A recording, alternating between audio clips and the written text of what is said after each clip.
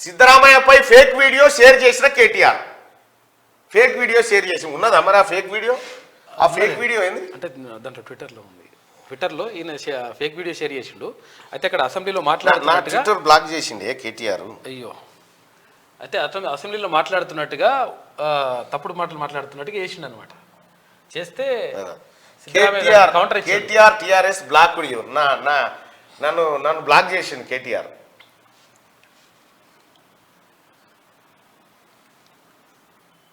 Fake వీడియోలు చేస్తుట్లా KT Ramarao మునగాడ. అయితే ఈ ఫేకుగాళ్ళ భరతం బట్టే పని అయితే ఉంది. అటు కర్ణాటకలో ఈ ఫేకుగాళ్ళ మీద ఆల్రెడీ ఎఫ్ఐఆర్లు నమోదైనాయి.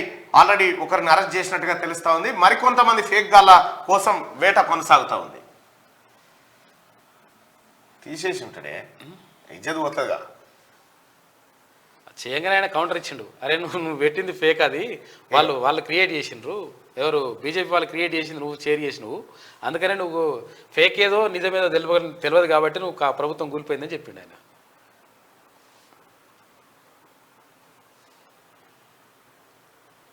డిలీట్ చేసిండు ఫేక్ వీడియోని డిలీట్ చేసిండు.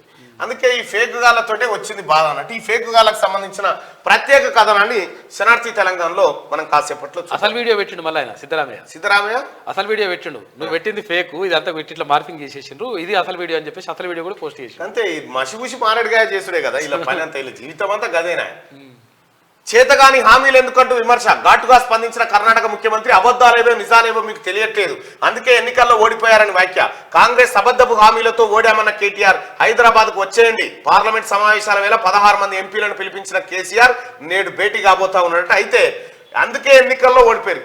ఈ లంగ పనులు చేసినందుకే జనం ఓడగొట్టిరు టీఆర్ఎస్ పార్టీని. ఫేక్ వీడియోను షేర్ చేసి కాంగ్రెస్ పార్టీ సర్కార్ను బదనాం చేయాలనుకుంటారు. మీరు ఫేక్ గాలు మిమ్మల్ని మీ పనిలోనే ఉన్నాము, మీ పని జరుగుతూనే ఉంది, మీ పని మీరు యాడున్నా వదిలిపెట్టాం. ప్రజలకు తప్పుడు ఇన్ఫర్మేషన్ ఇచ్చి ప్రజల్ని మోసం తప్పుదో పట్టించాలని చూసే ఫేక్ గాలను వదిలిపెట్టాం. అందుకే కేటీ రామారావును వదిలిపెట్టకుండా ఇంటికి పంపించాం. జర్ర అయితే గుడ్లెలో పెట్టు సిరిసిల్ల కాడ అయిపోయేది. కర్ణాటక ముఖ్యమంత్రి సిద్ధరామయ్య బీఆర్ఎస్ కార్యనిర్వాహక అధ్యక్షుడు కేటీఆర్ మధ్య మంగళవారం ట్విట్టర్లో యుద్ధం కొనసాగింది. ఎన్నికల్లో ఇచ్చిన హామీలు అమలు చేయాలని ఉన్నా రాష్ట్ర ఆర్థిక పరిస్థితి సహకరించడం లేదని సిద్ధరామయ్య అక్కడి అసెంబ్లీలో చెప్పినట్టుగా ఒక నకిలీ వీడియో సోషల్ మీడియాలో వైరల్ అవుతుంది.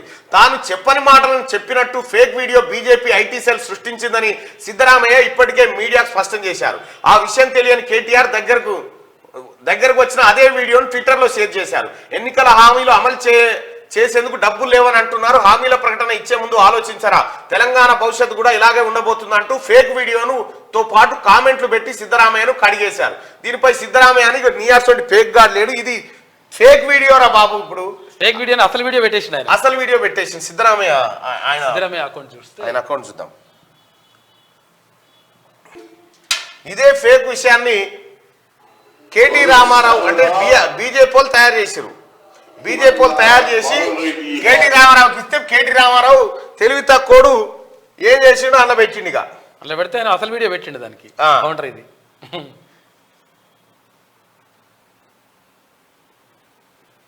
నీకు అసలుకు ఫేక్ తేడా తెలుస్తలేదు. అసలుకు ఫేక్ తేడా తెలియదు, అందుకే నేను నోడగొట్టిరని తిట్టిండు. హామీలు ఎగ్గొట్టేందుకే శ్వేతపత్రాలు విడుదల చేయాలా వద్దా?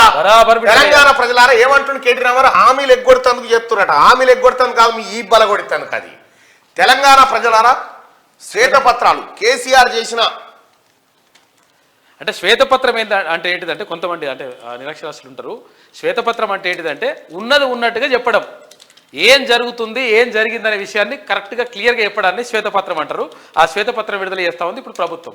గత ప్రభుత్వంలో ఏం చేసింది, లంగపత్రాలు ఏం జరిగినాయి, దేనికి ఏం ఖర్చు పెట్టారు, ఏమని చెప్పిండ్రు, ఈ కథలన్నీ కూడా క్లియర్గా బయట పెడతా ఉన్నారు ముఖ్యమంత్రి రేవంత్ రెడ్డి.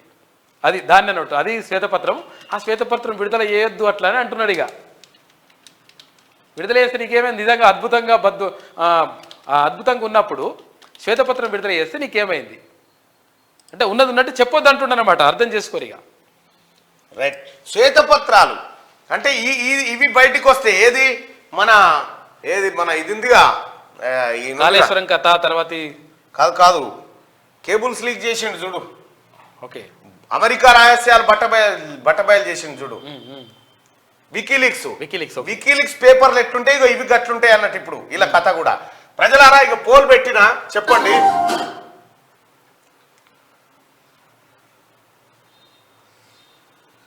కేసీఆర్ దోచింది ఎంత దాచింది ఎంత లెక్క తేలాలా వద్దా?